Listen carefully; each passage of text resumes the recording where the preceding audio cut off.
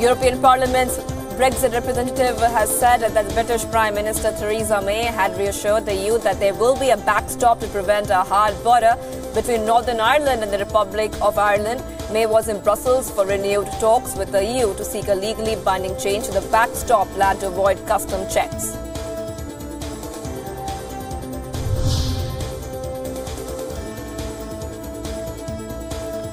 Britain's opposition Labour Party leader Jeremy Corbyn warned that there cannot be a cliff edge exit when the UK leaves the European Union in March. In a letter to May, Corbyn set out 5 conditions for Labour to support a deal, including a permanent and comprehensive customs union with the bloc, which Theresa May has time and again ruled out.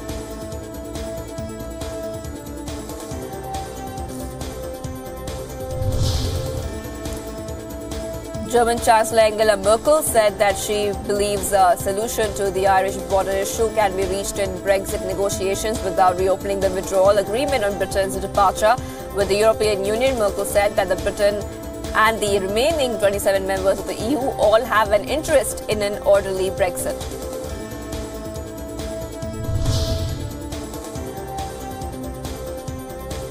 Ministers from more than a dozen European and Latin American states have arrived in Uruguay to negotiate a solution to the Venezuelan crisis. The meeting comes as President Nicolas Maduro and opposition leader Juan Guaido clashed in Caracas over allowing in fact humanitarian aid into the crisis-racked country.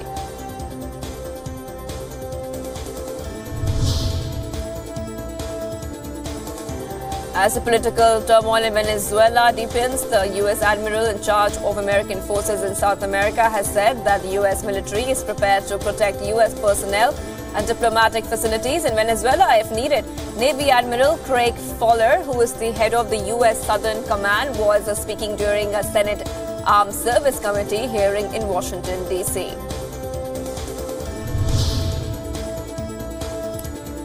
Supporters of Venezuelan President Nicolas Maduro took to the streets in several parts of the country. Maduro supporters held rallies and chanted slogans saying "Yankees get out" in a reference to the U.S. Hundreds of demonstrators also shouted slogans in support of Maduro, who is currently facing increasing international pressure.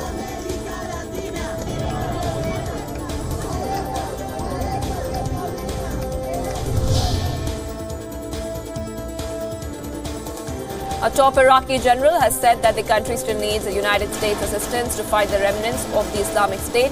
The Major General Najm al-Jabouri said that Iraqi forces did not possess the training or the capabilities to carry out air reconnaissance or precision strikes in remote areas and need US-led expertise for more strategic operations.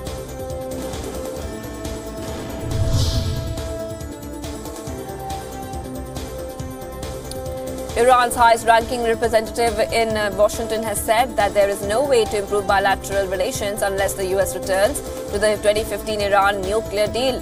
Mehdi Atifaq, the director of the Iran Special Interest Section in Washington, said, and I quote, "Right now, we don't see any light through the relation until the U.S.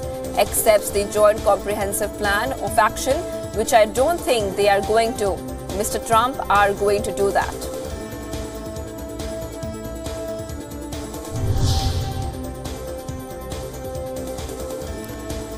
A report leaked to the media monitoring group Reporters Sans Frontiers has revealed that the extent of Iran's crackdown on its media. The leaked report states that the Iranian government arrested, imprisoned or executed at least 860 journalists in the 3 decades between the Islamic Revolution in 1979 and 2009. At an event in Paris, the monitoring group said that whistleblowers had passed on 1.7 million records detailing judicial proceedings against an array of citizens, including minorities, government opponents, and journalists.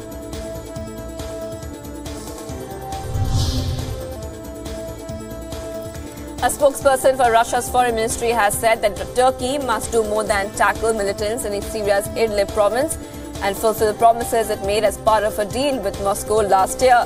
The comments come just before Russian President Vladimir Putin's meeting with leaders of Turkey and Iran next week. Putin will meet several high-profile officials at a summit in the southern Russian city of Sochi, where they are expected to discuss Syria.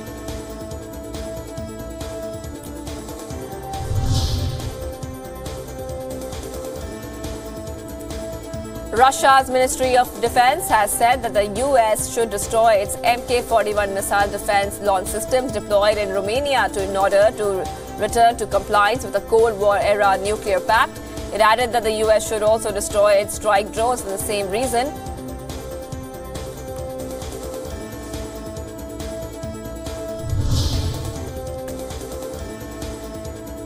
The UN Special Rapporteur Agnes Callamard, investigating the murder of Saudi journalist Jamal Khashoggi, has come out with a statement. Callamard said an echoed evidence showed that he was a victim of a brutal and premeditated killing, planned and perpetrated by officials of the state of Saudi Arabia.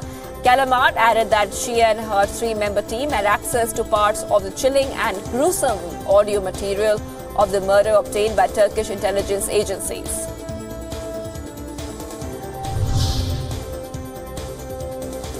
Two French journalists who were held captive in Syria by Islamic State militants have provided evidence against a man accused of murdering 4 people at the Brussels Jewish Museum in May 2014. The two journalists identified Mehdi Nemouche of one of their captors in Syria. The 33-year-old man suspected of murdering an Israeli couple, a local worker and French volunteer at the museum, has denied all charges.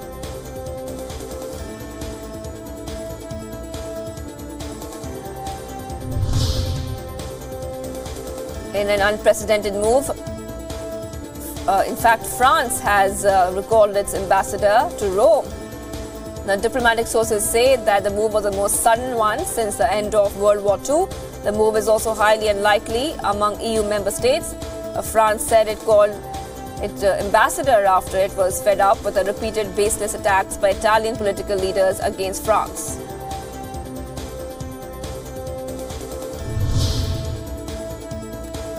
French President Emmanuel Macron has appealed to France's youth to participate in the great national debate. Macron's national debate plan is meant to assuage the anger of Yellow Vest protesters who have been wreaking havoc in France for the past 12 weeks.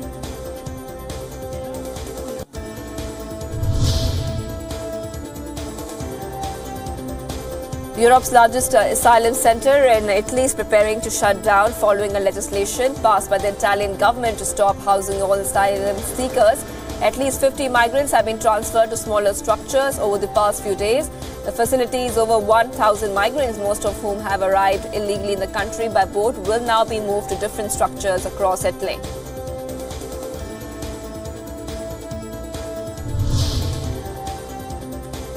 In a major blow for Facebook, Germany's antitrust watchdog ordered a crackdown on the company's Zucker data collection practices. Now it ruled that the world's largest social network abused its market dominance to gather information about our users without their knowledge or consent. In future, Facebook will no longer be allowed to force its users to agree to the practically unrestricted collection and assigning of non-Facebook data to their Facebook accounts.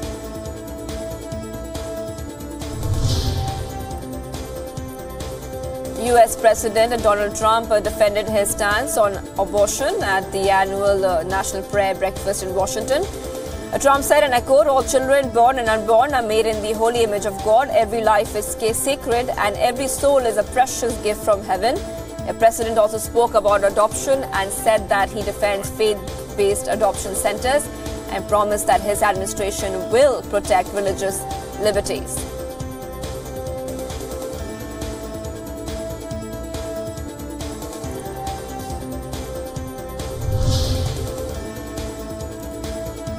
US First Lady Melania Trump addressed an anti-drug conference in Maryland. The conference was part of the First Lady's Be First initiative that aims at well-being for youth, advocating against cyberbullying and drug use.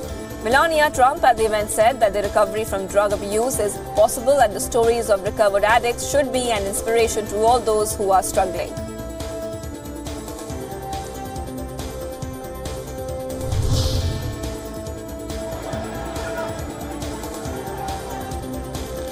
Hundreds of Haitians took to the streets of the country's capital to protest corruption and a weak economy. The protests come amidst public anger over suspected corruption and allegations of embezzlement of funds of PetroCaribe, which is Venezuela-sponsored oil program. The protesters chanted anti-government slogans and demanded the resignation of the country's president over corruption charges.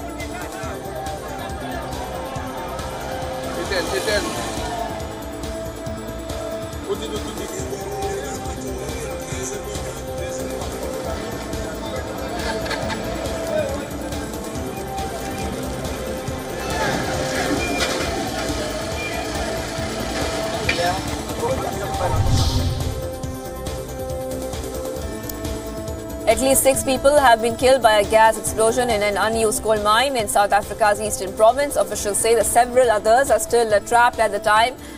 The explosion occurred when several people had entered the mine on Wednesday afternoon to steal copper wires that supply electricity for lighting and ventilation. Rescue efforts have been hampered by dangerously high levels of toxic gas underground.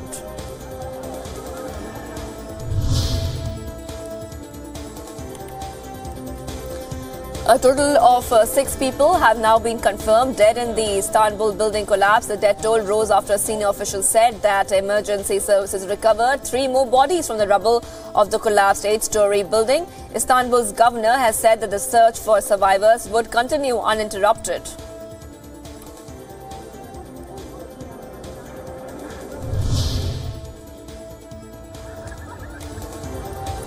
Thousands of students from across the Netherlands gathered at The Hague to take part in the first Dutch Climate March. The peaceful demonstrations by Dutch students follows similar marches in recent weeks in neighbouring Belgium that also have drawn thousands of protesters. Organisers said they want to send a wake-up call to politicians in the Netherlands who are grappling with how best to curb the greenhouse gas emissions.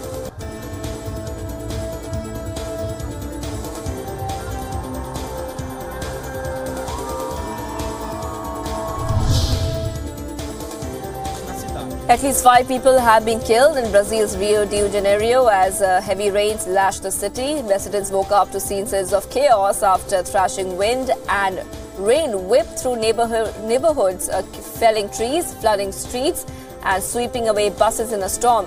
Tourist hotspots and beaches were battered by winds of up to 110 kilometers per hour. The city's hillside shanty towns face an increased risk of landslides as incessant rain continues to pound the city.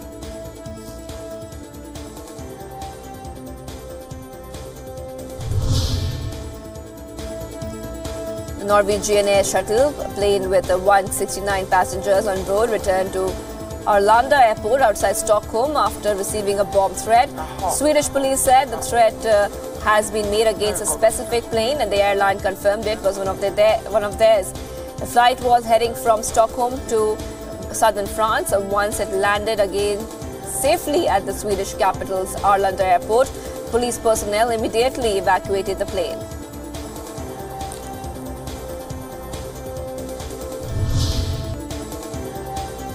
Colombia kicks off its annual festival at the country's famous Kew Gardens. Visitors at the famous botanical gardens will be immersed in the sights and sounds of the Central American country. The festival will run all through February and March. Try and send the message that Colombia is very welcome, very fun.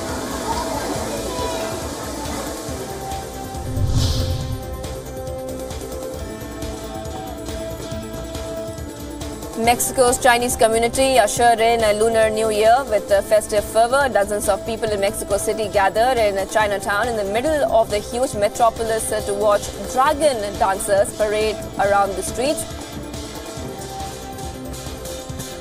Now, 12 animals make up the traditional Chinese zodiac, and this week marks a transition from Year of the Dog to the Year of the Pig.